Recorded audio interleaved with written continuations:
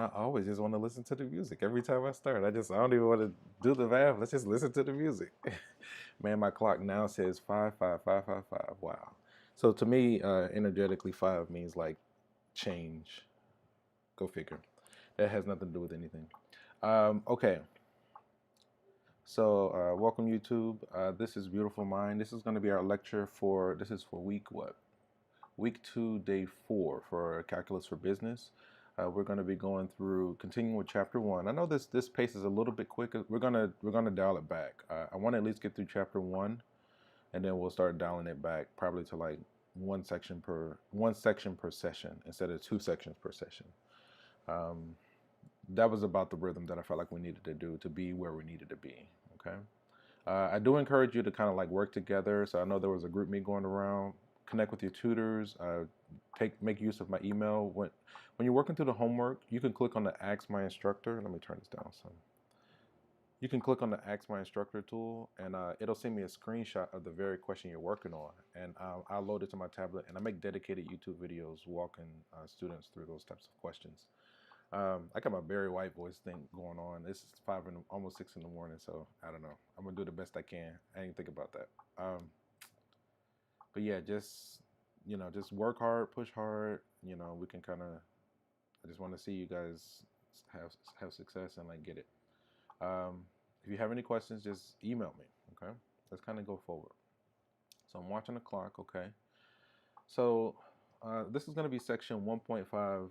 Leibniz notation. I think that's how you say it. I looked it up. I practiced it several times, so that's about the best I can do. Leibniz notation and the power and sum difference rules. So some objectives here. We want to differentiate using a power rule or the sum and difference rule. And then we want to differentiate a constant or a constant times a function. And we want to determine points at which a tangent line has a specified slope, right? So I think in the previous sections we were exploring, we first introduced this notion of what do we mean by limit. Limit was like we were concerned with how a function behaves close to a point. Then we went into like a limit definition for derivatives. So we applied the limit to the difference quotient. Difference quotient came from college algebra. Difference quotient, average rate of change, instance. This is essentially like the slope between 2 points. But then, the discussion in the past has been, okay, given a 1 point, and then a second point that's getting closer and closer to that first point, so we have varying slopes as that second point gets closer and closer to the first along a curve. So then what happens when that point gets really, really close to that first point? You can't talk about the slope at a point, so that's where we introduce this limit definition of derivative. The derivative as that change, that h or that change goes to 0.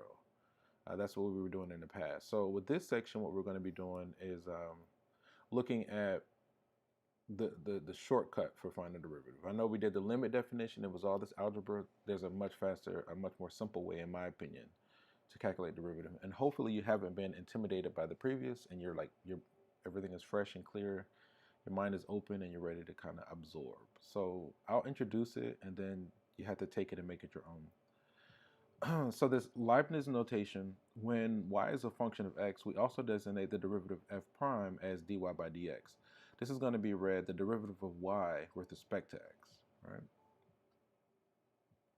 So first we want to look at this power rule. For any real number k, the derivative of y with respect to x of x to the power of k, essentially what we can do is the power can come down and we subtract 1 from the exponent, right? So if you go back and look at like when we did the limit definition of the difference quotient, you'll see that this was a shortcut that we were using for a lot of those, or that came out, right? So let's work a few examples.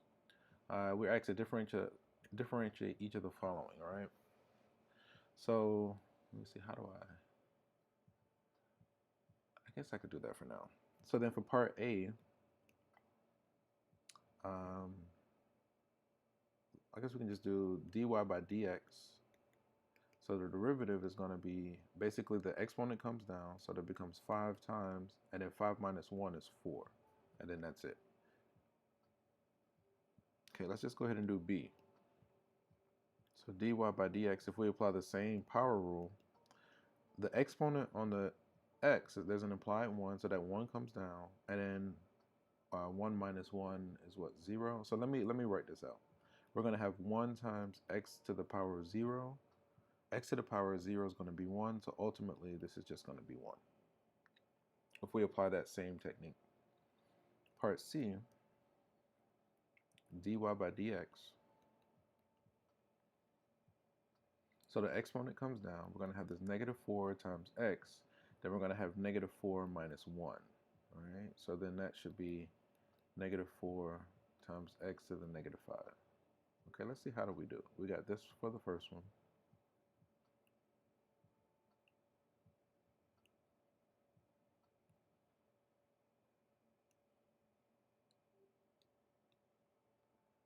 We got this for the second one.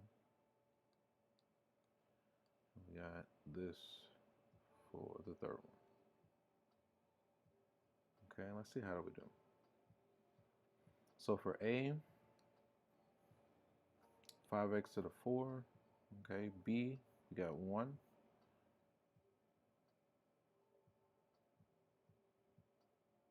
Okay, d by dx of that. Okay, that's fine. And then negative 4 times x to the negative 5. Okay, this is fine.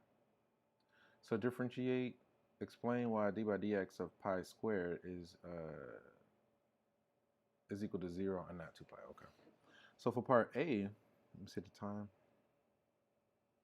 AI.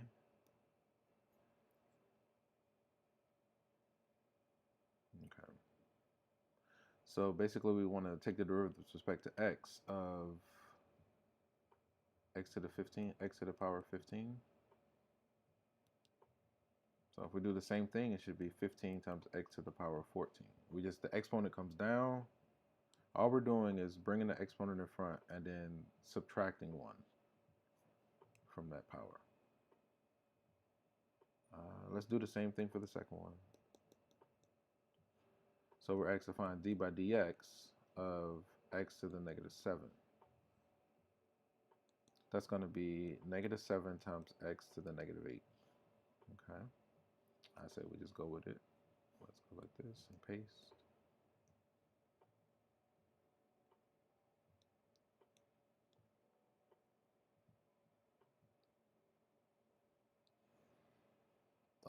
And then B, so this power rule only applies for variables. Pi squared is not a variable, that's a constant. That's just 3.14 squared, right? So that's just some number. The derivative of a constant is 0, right? So that's why for part B. That's why it's equal to 0 and not 2 pi. So you see an explanation here. 15x to the 14, negative 7x to the negative 8. The reason this is 0 and not 2 pi, because pi is a constant, not a variable. And the derivative of any constant is 0. Right here. Okay. So we're asked to differentiate. Okay. So if we're going to find d by dx of root x, this is going to be the same as d by dx of, this is the same as x to the power of a half, right? So now we can apply the power rule. That's going to be 1/2 times x to the power of a negative 1/2. If we put it back in, I don't know how they want me to finish. Let me leave it like that for right now. That was part A. Because there are a couple of different ways that we can leave that. I just need to see what they want. So then in part B, we're asked to find d by dx, the derivative with respect to x of x to the power of 0.7, right? So if we apply the same power rule, the power comes down, and then 0.7 minus 1, what is that? Negative 0.3. Okay. Let's see how they put their final result. Okay, so they did put it in the denominator. Okay. So, because here, let me get to that point. So a negative exponent means 1 over, right? So this is going to be the same as 1 over 2 times x to the half, and then that's going to be 1 over 2 times root x. Okay. This is going to be 1 over 0.3. You can look at this 3 over 10. Let me see what did they do there. They left it there. Okay. So this is fine there. Can we just paste? Awesome.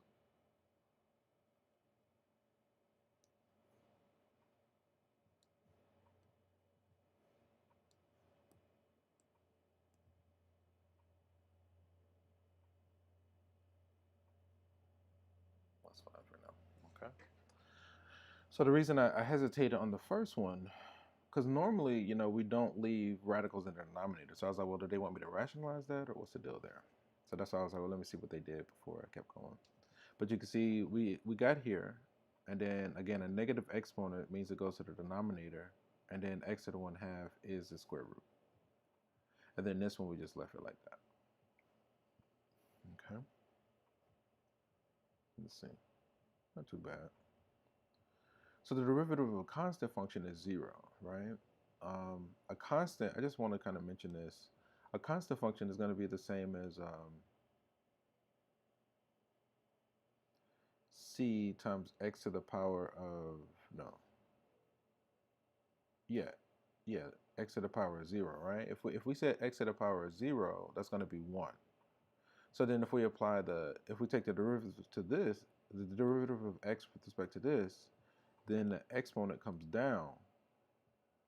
And I think you would still say you would have x to the -1, but then 0 times anything is going to go to 0, right? So because of that, that's why the derivative of a constant is 0. Okay, I'm going to leave that like that. The derivative of a constant times a function is the constant times the derivative of the function. So the derivative of a constant times a function is going to be the constant times the derivative. Okay. Find each of the following derivatives. Okay. So then 3a, we're asked to find d by dx.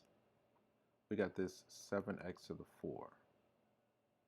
So you can essentially do what we've been doing. The exponent comes down, so it's going to be 7 times 4 is 28x to the power of 3.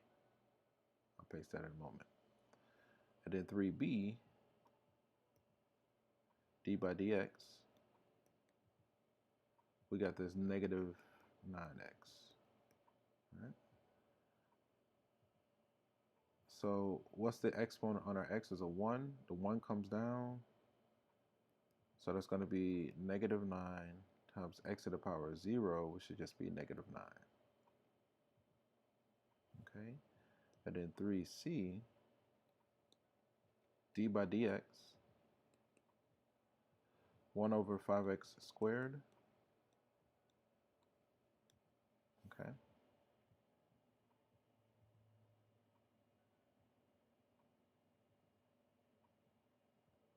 I'm going to rewrite this one as the above, right? Let me see. So I'm going to rewrite this as d by dx of, I'm going to say 1/5. That's not a fifth. 1/5 times x to the negative 2. Now I'm going to apply the power rule. So the exponent comes down. We're going to have negative 2/5 times x to the power of negative 3. And then if we put it back in the form that we started with, that's going to be 5x to the 3rd under negative 2. Okay.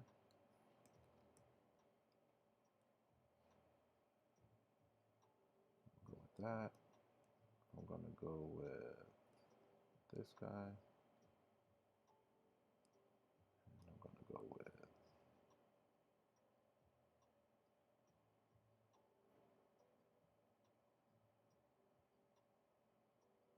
Okay, let's see how do we do. So the first one, 28x cubed, we got the same thing. The second one, we got negative 9. You see it right there. The third one, negative 2 over 5x cubed. Negative 2 over 5x cubed.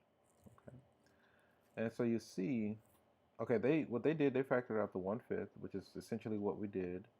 They rewrote the 1 over x squared as x to the negative 2. I think we did that. Brought the exponent down, subtracted 1, and then ultimately you get to the same place we did. Let me check my time. Okay, we're about halfway. We're about on track with this. for the sake of time, I don't want to spend a lot of time because this is kind of just more practice. But for instance, here, if we bring the 9 down, it's going to give us a 90, and the exponents become 8. That's going to be 3 pi x squared. This one is going to be a -4. So that's going to become what? -8 x to the -5 right here. And then the -5 goes down. Okay. Let me see. Okay. So we have a sum and difference rule. So the derivative of a sum is the sum of the derivatives. So say we're taking the derivative of a sum is going to be the sum of the derivatives. It's almost like you can like pass a derivative through. That's not what we're doing, but again, the derivative of a sum is going to be the sum of the derivatives. Similarly, the derivative of a difference is going to be the difference of the derivatives. Okay? So find the following derivatives, okay? So then for 4a, so all of that, I'm going to kind of just jump into it because I'm a little short on space. This is going to be the same as d by dx of 5x cubed minus d by dx, or the derivative with respect to x of 7, right? So the derivative of 5x cubed is going to become 15x squared. The derivative of a constant is 0. So then that should be the result there.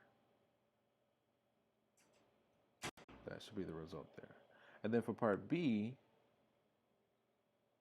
4b, so I'm just going to kind of jump into it. This is going to become d by dx of 24x, d by dx of square root of x, d by dx of 5 over x. Okay.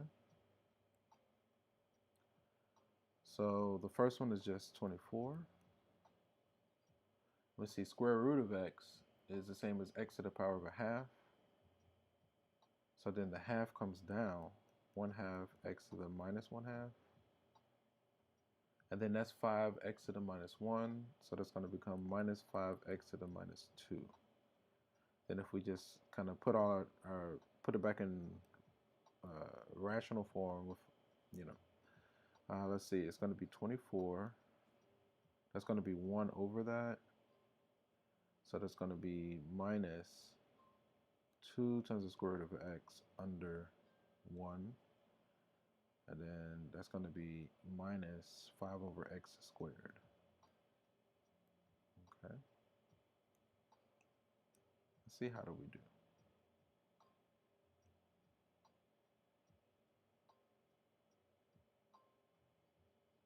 Man, I am feeling this music.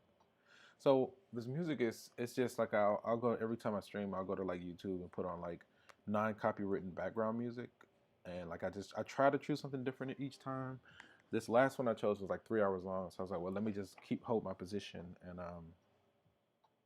keep using it. And it's some like chill music. I really like it. I'm like, man, it's different. Like I'm always looking for different music that I like. Okay, let's see, how do we do? We got 15x squared, you see it here. Then we got that long string. 24 minus 1 over 2 times the root x minus 5 over x squared. I think we got all of that. Okay. And you see this one, and you see this one.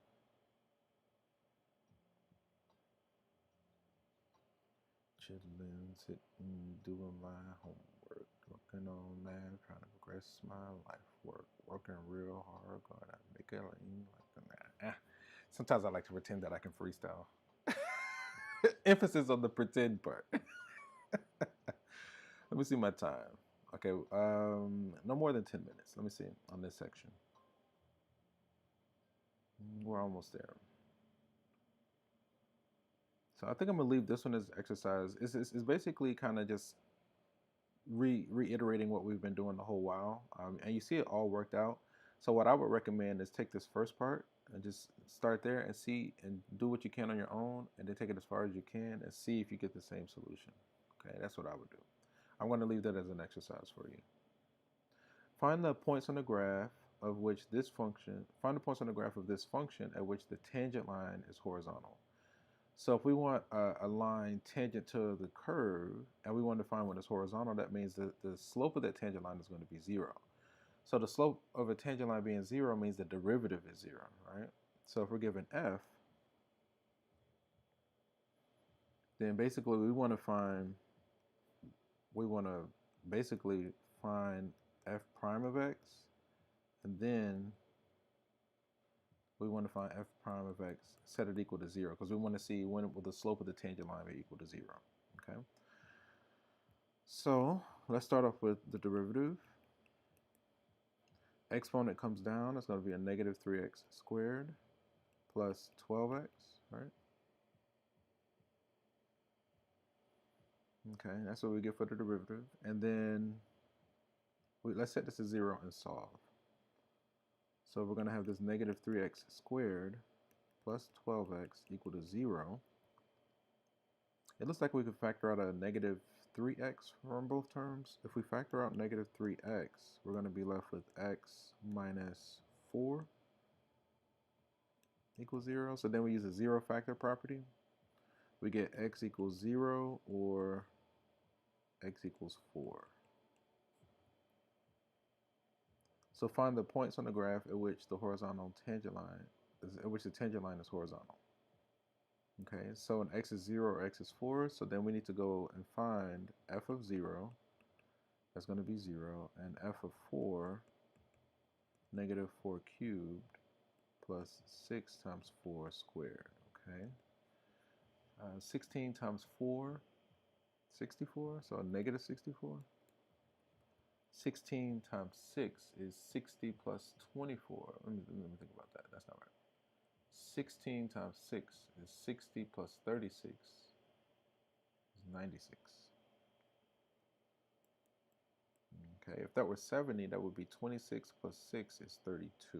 So that difference is 32. Okay. So then the points, and I want to check this before I look at the answer. I want to, because this one is a good one to check, right?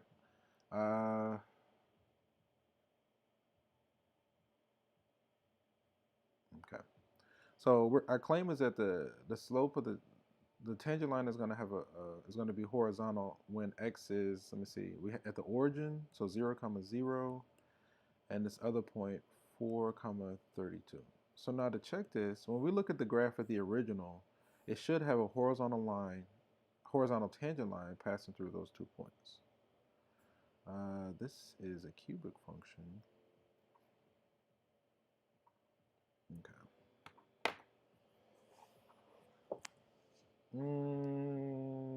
I feel like something might be a little off, but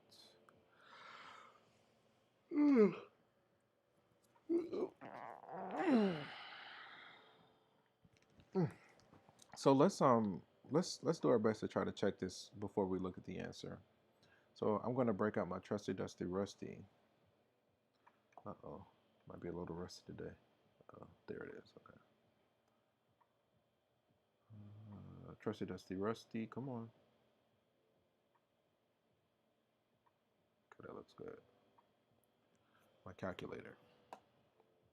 Okay. My graphing calculator to be more specific. Okay.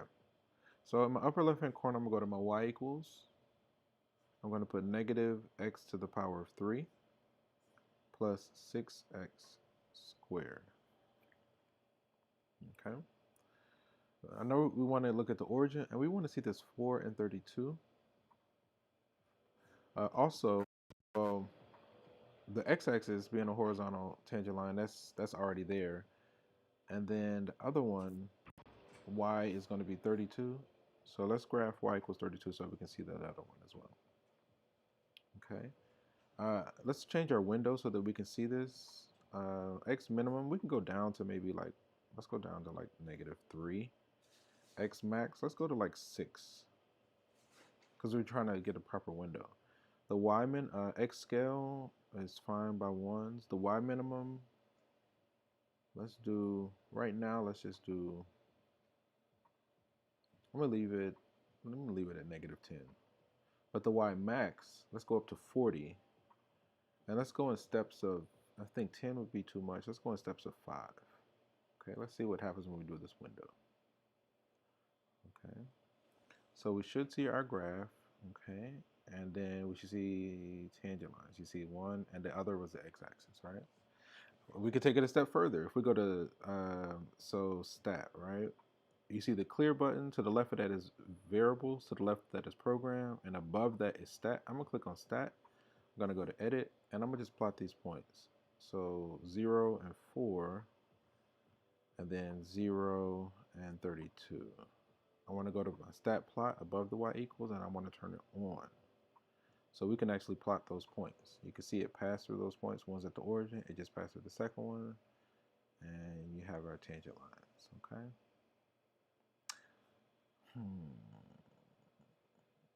Okay, that's about the best we can do, right? So let's hop over and see how do we do.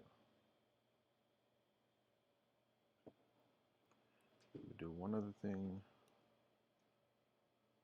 This one.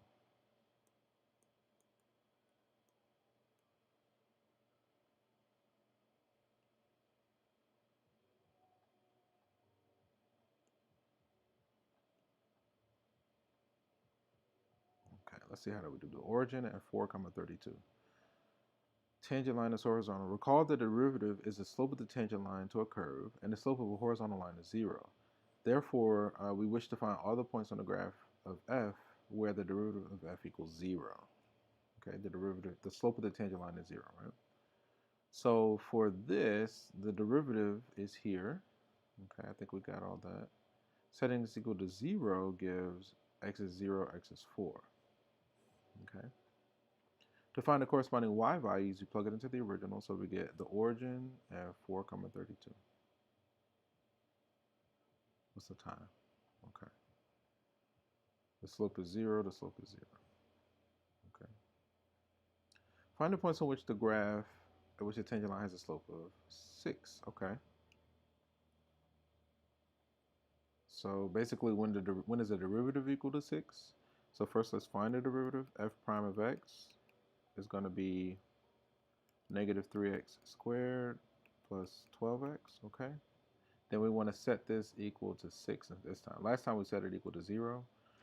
So now we're going to have negative 3x squared plus 12x equals 6. Now if we set it to 0, subtract the 6 from both sides. Negative 3x squared plus 12x minus 6 equals 0. I'm going to divide everything. I'm going to divide out a negative 3. So then that gives us x squared, a negative 4x, positive 2 equals 0. Is that right? Would that work?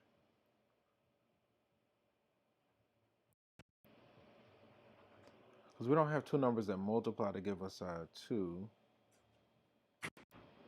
Two numbers that multiply to give us 2 and add to give us 4. Let's try the quadratic formula really quickly. My pen must be getting low. Okay, give me just a moment. I'll be right back. I see the time. I think my pen died. Give me just a moment.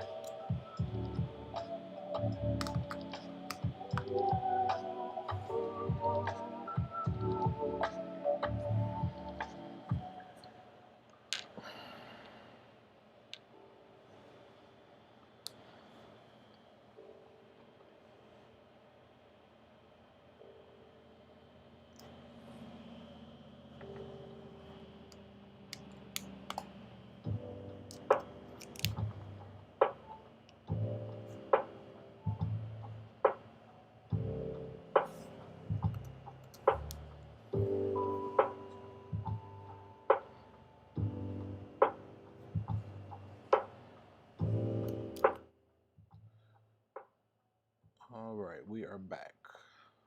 Let's see. It should work at least to get me. We're only going to be on less than 5 minutes. Let's try the quadratic formula really quickly. So the quadratic formula, x equals the negative boy couldn't decide to go to the radical house because he was square, so he missed out on 4 awesome chicks, and it was all over by 2 a.m. Okay, you don't have to. I know it's a little bit not PC. Feel free to adjust it. That's just the way it was presented to me, and it stuck. So I was like, okay, I'm gonna use it. So if we use the quadratic formula, b, that's going to be 4 plus or minus 16 minus 4 times 2. Okay, this looks okay so far. Over 2. Okay. 4 plus or minus, what is that, 8? So the square root of 8 is 2 root 2 over 2. And so then we get 2 plus or minus root 2. Okay. I guess we could have done completing the square, but we would have got the same conclusion anyway. So then these gives us the 2 x values. We'd have to go back and find the corresponding y values. I would just use my calculator at that point. I guess I don't feel like doing all that. Again, we're almost out of time. Let me just kind of go with this. I'm gonna just highlight it because we know that's like where we left off. 2 plus or minus root 2. If we see that, we know we're on track. Okay. Let me see. They divided out the negative 3. They got this. And you see it right here, 2 plus or minus root 2. So to find the corresponding y values, we substitute these into the function, the original function. I would just use a calculator at this point. Okay, they kept it exact. Wow. Have a slope of 6 at these 2 points. Right? Basically, once we find those x values, we plug them back into the original. We check the time. We got a solid 2 minutes. Let me see what else I got. Okay. Okay, I think that's essentially it. Okay, that's not too bad to adhere to our 35-minute limit. Okay. So you have to do the best you can. You just have to kind of push. Oh, I wish I had another. Let's just do like this. Okay. You have to do your best, forget the rest, don't stress, and be blessed. Again, tutors are included in your tuition. You've already paid for tutors. I'm available. Link up with your classmates. You have Pearson. They actually walk you through a lot of these. It's going to take some effort, but you just have to push, okay? On that note, we're going to end here, and from one beautiful mind to another, enjoy the rest of your day. Peace.